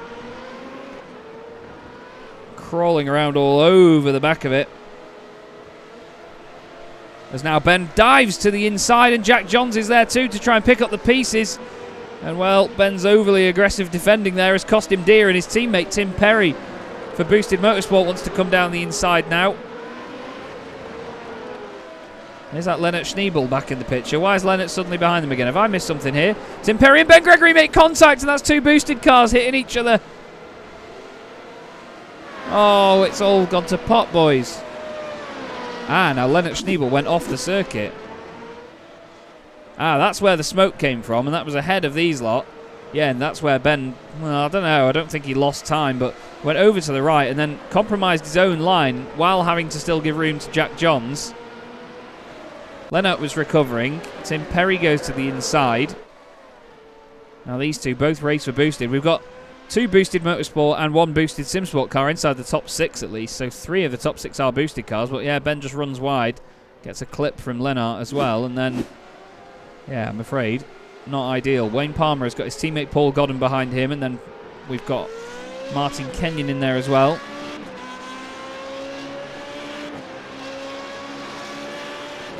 Inside the points once again is Martin Kenyon. He's got the teammates battling in front for Sim stickers in 11th and 12th. Paul Godden going past Wayne Palmer. Is Martin really going to send it from there? Hope not, although he's actually made it. He's actually got his nose down the inside there. Oh no, now he's put his nose on the grass. Too eager on the throttle, but that's how this car draws you in. It makes you think you can overtake everybody and anyone. Every man and his dog, and then all of a sudden when you try and get hard on the throttle, it just kills you. Michael Jones saying the engineers are going to check and replace these suspension parts, but we're done for the weekend, unfortunately. Sorry to see it, Michael. Another tough evening, buddy. One more lap to go after this one, and Ben Kriener, well, he's absolutely on a mission. Well, let's just show you, actually, the top 4 in terms of where they are on the circuit. Ben Kriener, look at this. He's the car highlighted in green there on the right of your shot. He is absolutely miles ahead of everybody else. The others are just coming down the parabolic on the right. You'll hear them. Ben is absolutely flying out front. He might kill me because I've not got a Scottish flag next to his name, and instead we've got the Union Jack, but still. 1 lap to go after this. Here comes Ben Hoffman now, slipstreaming like mad up to the back of Ben Gregory, moves over to the right-hand side, and the XZ Racing car goes through nice and tidy. Bit of a lock-up actually on the way into the hairpin. Ben gets a sort of decent run, but not enough to outdo him on the exit. Basic Barrett Sport W, says Harry. Yeah, 22-second lead now for Ben Kriener, who now starts the final lap of the race. Great performance by him so far. Like I say, this has been his debut in the championship as well. He signed up at the very start. Didn't appear in any of the first rounds due to other commitments elsewhere. And he's come in quite literally like a wrecking ball. And has shown everyone how it's done. And the other guys are only just starting the final lap of the race now, and Ben is already about 40% of the way around it. He's on the parabolica actually, coming down to the hairpin. Great driving though by Ben. He is a real life racing driver as well. He's raced in Euro NASCAR as well.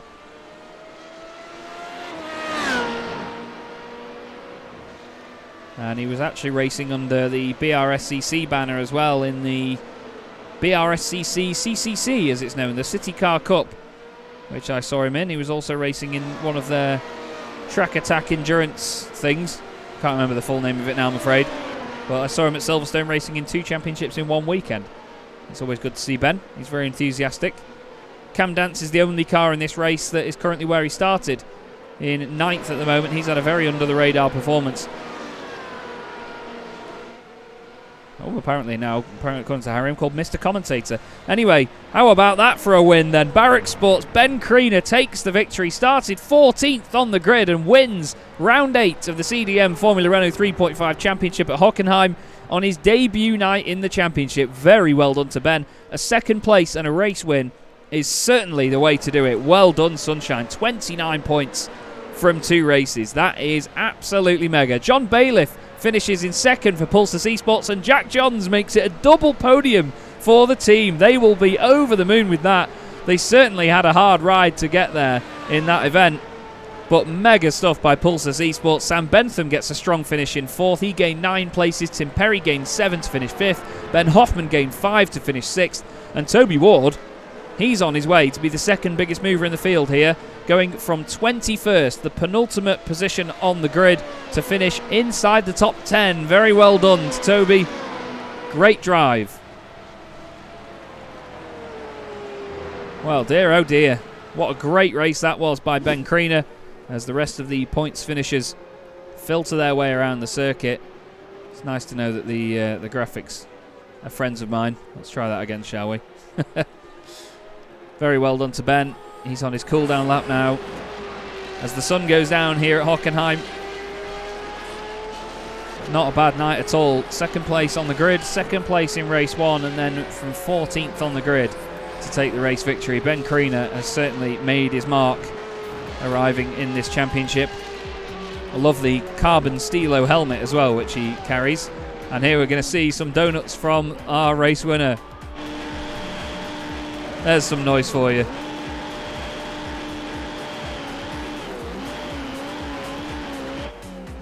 Very well deserved that, Ben. Hats off. The smoke kills the frame rate, but Ben absolutely kills the competition with that drive. That was a beauty. Let's have a look then at the race results then for the second one of the evening. Ben Kriener wins at Hockenheim for Barrack Sport, 22.9 seconds to the good by the end.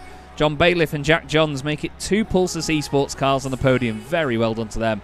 Sam Bentham finishes 4th with Tim Perry in 5th. 2 boosted motorsport cars inside the top 5 as well. Those 2 teams had a great night. XZ Racing's Ben Hoffman finishes 6th. Kevin Zemstra 7th with Ben Gregory down in 8th by the end. Cam Dance 9th and Toby Ward rounds out the top 10, so both boosted SimSport cars inside the top 10 as well. Sim stickers stick together. Paul Godden and Wayne Palmer 11th and 12th. Martin Kenyon finishes inside the points in 13th. He was ahead of John Roberts and John Tusting for boosted only Johns. A lot of teams sticking together in that second race. 1 lap down and just outside of the points, unfortunately, was Simon Price for Spontex CDM Esports. Jalbrio Garcia joins in 1 lap down with Lennart Schneebel as well after that first lap incident. And Angel Ponche was 2 laps down, Michael Jones 9 laps down, and Peter Sikdar and Rob Lundgren did not take to the start. So then, let's have a look at what happens in the interview booth, shall we? Because we'll have a look, see who's about. And I tell you what, why don't we speak to the man that won the second race of the night, Mr. Kriener. I mean, coming into tonight, just tell me, did you expect anything like you've had this evening? Because you've had one hell of an evening from it, haven't you? No. To be honest, it's overdue me doing this really. Just with other clashes and whatnot. But I've been looking forward to getting into this for a while. And I've always liked this car, but I've not got too much experience with it because it's not a massively popular car in the platform, so races don't always go official. But I know I get on with it well when they do, so I thought I could do alright if I sort of kept it pointing in the right direction, which is not the easiest thing to do with these cars, but I didn't think I'd do that good. Well, I mean, you absolutely smashed it tonight. I think, to be fair, looking at it, that is the most points anybody has scored in a single meeting all season, and you've done it on your debut in the championship. So there's definitely something to be proud of there. I know you put a few comments in the YouTube chat mentioning the fact that the car was a lot of fun and the driving was good. But what were your sort of more elaborate opinions on that? Because it looked like you were having a good laugh no matter where we looked at you. Yeah, I think in the first race I wasn't quite there. I think Lennart had the pace on me the whole way through. I could stick with him just about, I just made too many mistakes, and that was sort of something to rectify in the second race, which I did quite a good job of, I think. Well, the cars are a handful. They always have been, and they ultimately always will be. That start of the first race was mildly exciting, going 3 wide into the hairpin. But no contact. It was great. And sort of that move, I can't remember who it was on, but around the outside of the Sachs curve, that was sort of a do or die thing to the state of the race. I realised that the pace that me and Leonard had compared to sort of those around us, given that he'd gotten through, I had to follow him through really quickly to have any chance of hanging on to him. So kind of when the window was there, when the door opened, and I mean it only did just open, it was sort of a case of chuck the car to the outside and just hope that I didn't get run into, which I didn't, which is great. But yeah, the second race was a bit more chaotic. Sort of, I don't really know what happened off the start. All I'm aware is that I had to jump on the brakes and just pray not to get smacked from behind, which I didn't. And reverse grid races are always about surviving the first lap and then seeing what you can pick up. Fortunately, by surviving the first lap, I picked up quite a lot to begin with, so sort of put us on the right foot to press forward. But yeah, it's a great series. The quality of driving seems to be really good, well, from what I've experienced so far, and the car's as much as a handful as ever, but that sort of makes for a good championship, really.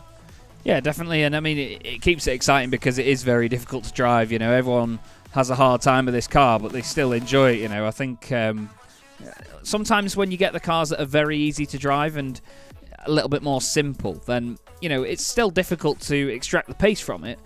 But the racing isn't always as full on, if that makes sense. It goes both. There's both ends of the scale. Yeah. You get cars like this which are just exciting in general, but then sometimes the slower cars actually do provide better racing because there's more time to think about what you're doing. You'll know that from the City Car Cup. It's just great to watch, to be fair. But I mean, these cars are just animalistic, but very underappreciated in my opinion, and it's nice to see you get behind the wheel of them. We're going to the Hungaroring next time out, which is probably one of my favourite circuits in the world, for 2 18-lap races. Are you going to be there with us? I hope to be. Yeah, I think I hope to be at the rest of them now. I've decided that I don't like driving MX-5s and getting flipped at every corner. So yeah, I will be doing the rest of this championship, absolutely. And it goes to what you were saying, though. I mean, the slower cars can make better racing, but the accidents you get in these cars are more from drivers pushing to find the limits and then going too far, not from people getting too comfortable and making clumsy mistakes. Yeah. Which is why the racing might not be as close, but it's usually better to watch because there's more strategy in it. People are actually pushing the limits of these cars. I mean, these are cars that bite if you find them, so... Yeah, for sure. I'll be at the rest of the races for sure. Whether or not I can do that again, I highly doubt. I've never gone around the Hungaroring very well. I do like the Hungaroring, I just don't seem to be very good at it. But yeah, that was good fun. I enjoyed it. Well, I'm glad you did, Ben, and it was great to have you with us again this evening, mate. Is there anyone you'd like to give a quick shout out to quick shout out to while we've still got you? Yeah, of course. Just obviously the team Barrack Sport. I mean, that is the rebranded version of the City Car Cup team, the student team that I represented last year, and sort of carrying that name forward. Those guys are doing great things, and they're sort of moving themselves into the right direction. And I look forward to see what they can do, and hopefully be a part of it this year as well. Lovely stuff. Well, great to speak to you as ever, Ben. Thank you very much for jumping in, and we're very excited, of course, to see how you get on for the rest of the season. Enjoy your evening. Thanks, mate. Been a pleasure. Cheers. Lovely stuff. Great debut that from Ben Kriener. Absolutely wonderful to watch. Very, very strong driver, and of course we look forward to having him back again very soon. Another driver that had certainly a better second race there with a podium and a double podium for his team as well, despite the start. Jack Johns, mate, you must be over the moon with that, mate, because you had everything thrown at you in that one. You and John had a lot of spins, contact, manoeuvres, all sorts, but you still managed to get a double podium. How did that happen? Honestly, I'm a little bit baffled, to be honest. Like the first race, hang on, I'm going to start off with a public apology to Kevin, because the start of the second race, I think it's my fault. With the rolling start, it looked like my wing caught his light and it just span him before we even got to turn one. Yeah. But then we did also make contact in the first race on lap 1, which is where I spun and dropped down. Made it back to P10. Just great fight with Simon. I was just talking to him then in the interview room. Simon Price, last lap actually was really close with him. And then that last race, just kind of, it was the incident with Kevin, and I was like, okay, I'm just gonna have to move on. John was still behind me. There was 3 cars in front. 2 of them went wide at turn 1, and it was like, here you go, Pulsus, have P2 and 3. And there was just 1 car in front, which was Martin, who also drives really well. but we knew we had a bit of pace on him, so it was just a matter of closing him down and passing him, and then it was watching the guys behind. I tried what I could. I used all my DRS early to try and fight. I can't remember which way around it was. Whoever took the win caught up first. I tried fighting them, and then I think it was Sam next, who I fought even harder, but I didn't have DRS, so I had to really like try. We had contact, I think, at one point in the middle of the sector. But when close racing happens, it happens. I'm not sure what happened to Ben Gregory. I know he was in contention for a podium as well, but he must have got, I don't know if he was involved in the crash with me and Sam and got damage. That's the only thing I could assume. I didn't really see what happened to him. Yeah, there was a few bits actually with Ben, because after that, there was then a moment where I think Lennart Schneebel was moving out of the way. Well, he had a spin and went off the road, and in coming back on, that's when you and John got past Ben, and then I think him and Tim Perry then came together, two boosted teammates as well, in the final corner on the same lap. So it was all kicking off, unfortunately for Ben. It all sort of came a bit unravelled near the end, but yeah, it was a very lively race meeting to say the least once again, but not as messy as Spa, that's for sure. And you know the championships. I mean, you know yourself, Jack. You know you've run championships for a while now, and sometimes there is always going to be incidents, and there is always going to be stuff like that, and people just have to handle them, I'm afraid, and get on with whatever processes they have, don't they? Yeah, I was just talking actually to Lennart and Simon in the interview room about sort of I'm enjoying this more as a less serious championship, like because the Formula One obviously was commentary, so there was no stress. But the league, I find all the leagues I've been involved in recently, or the ones that I've been running, they took a turn to the serious, and the stewards' room takes forever. You can't keep everyone happy, and it's all of this sort of stuff. Yes, people are going to get annoyed with accidents in this, but the fact that it's just for fun, like, and I can feel that from a lot of the grid as well. Like everyone, if an incident happens, they'll just go, "Oh, my bad, I locked up," and no one's taking people out on purpose in here. Everyone seems to be racing on the limit. I take back what I said in Formula One. I think I'm done racing Kevin now for the season. I've had my fill. He pulled something that I do on people on me on the first race. I used DRS on lap 1 to try and pass him on the main straight, and he moved over so late, but like right, you know, like one of the moves where it's like right within the rules. Yeah, but not quite. Yeah. and it was so fine that I had to lift off when he moved over, and my DRS deactivated. Oh, so no. Like, cool. What a waste. What a waste of that one. But it's fun because people have got all sorts of experience in this, and it's actually it makes you think about what you're having to do. Yeah. Which is nice. Not to mention that the car's an absolute animal, and you know when anything happens in this car, it happens so quickly it's hard to react. And I think sometimes when you do watch it back, I mean, I admittedly I watched Spa back the other day, and I just watch it and I think, flipping it, there are, like, when I'm broadcasting, I think, oh, there's a couple of spins. But then when you watch it back again without sort of worrying about doing all the buttons and graphics and all that, you realise how many spins there are. But again, it's just strange how tough this car is. It really is. I don't know if is there an official series on iRacing in this car, because it's like it's I don't know if anyone in this league races them regularly, but it's just that high rev range in the lower gears that catches you out. I think it just, as soon as it breaks traction, it's gone. Yeah. And you've got two options: you either spin and try and get it facing the right way again, or you anchor on the brakes, all four wheels lock up, and then you kind of do this weird sideways drift thing, but come to a stop. Yeah, I think we saw Sam Bentham do that actually, and make an amazing save onto the Parabolica at one point. But yeah, it just happens so quickly. But still, a very good night for Pulsar C Sports, especially with that second race, mate. Is there anyone you'd like to give a quick shout out to while I've got you?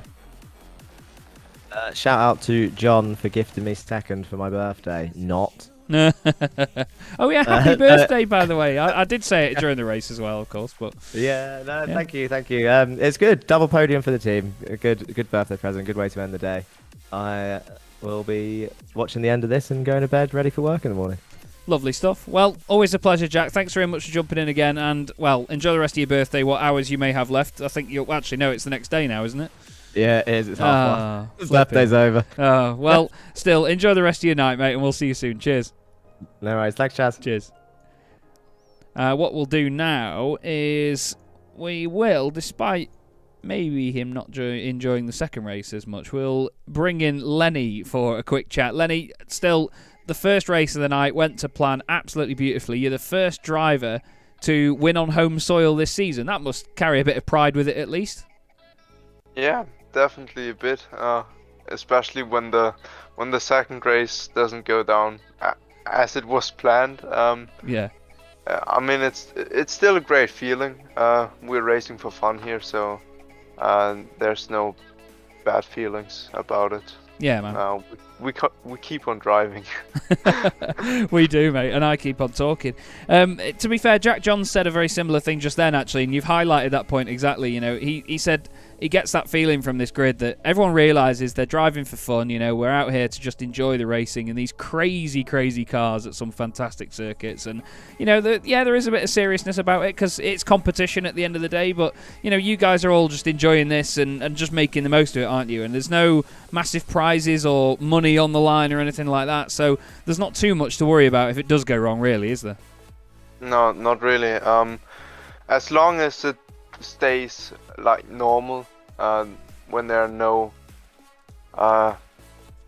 extreme cases of wrecking people out, it's all fun. Yeah, it's just a fantastic series, to be honest. Well, I'm glad you're enjoying it, Leonard. I really am, mate. You've been a fantastic addition to the grid, and by the look of it, other than Alex, actually no, Alex has only won one race. So you're the first driver to win 2 races, and you've done it back to back. So well done. Thank you. And it should have helped your championship fight as well tonight as well, because Cam didn't have a brilliant night. Alex wasn't here, and I think the drivers behind you, well, they all, other than in the second race, I guess, they would have finished behind you by quite a bit in the first one. So you should be looking pretty good in the championship, I reckon. Are you confident going to Hungaroring at the next one? Yeah, I'm pretty confident, especially after this first race. Unfortunately, Cam scored as much points as me today. Oh, no. So there won't be any moving in the standings except for Alex dropping down probably. Yeah, I'm looking forward to Hungaroring. I think that's a more skill-based track, and I hope that I can use that skill that I was building up in the last couple of weeks to maybe get a third win. Who knows? Well, we'll see. We will certainly see, mate. We will. Well, I wish you the best of luck, Lenny. Thanks again and well done. Is there anyone that you would like to thank while I've got you on stream? Yeah, thank to my team, then to my parents and to you. Thank you for the streams, and I guess see you next week. You will indeed, Lenny. Enjoy the rest of your evening, mate. Thank you very much, and we'll see you again soon. Thank you. Cheers. See, there you go. A fantastic approach to just the entire evening there by Lennart Schneebel. The night really didn't go to plan for him in the end with that second race. He won the first race, of course, which is the best thing you can do, but that second race was not what you'd want, especially thinking that you've got all this momentum from winning the first one, wanting to carry that through, and unfortunately it went to pot. But still, what a great result that was in the first race for Lenny, and what a nice guy as well. And as he said, they're doing this for fun, so they're enjoying themselves out there. I hope you've all enjoyed the evening as well, though. It's been an absolute joy, as ever, here in the Chaz Draycott Media Formula Renault 3.5 Championship. It's been very, very busy once again. Pulsus Esports get a double podium in race 2, and Ben Kriener, well, what a mark he has made on the championship. An amazing debut, and we look forward to seeing how he gets on in the next round at the Hungaroring. Thanks very much for watching, everybody, though. I have been Chaz Draycott. Enjoy the rest of your evening, and we'll see you in a week's time at the Hungaroring. Good night.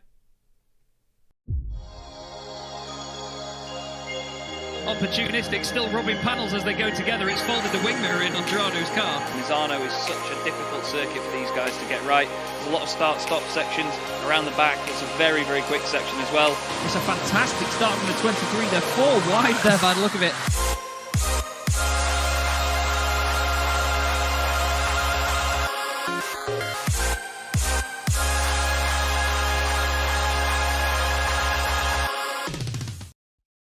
Racing isn't easy, but experiencing it is.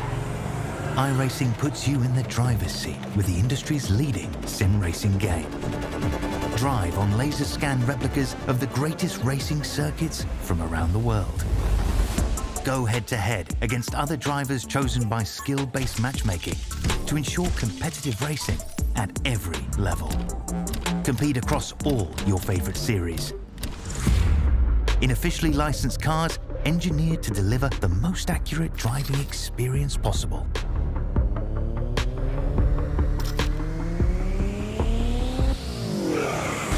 Join a race or host your own with players from across the globe. Race against the computer or in a league with friends. Feel the thrill behind the wheel. Visit iRacing.com.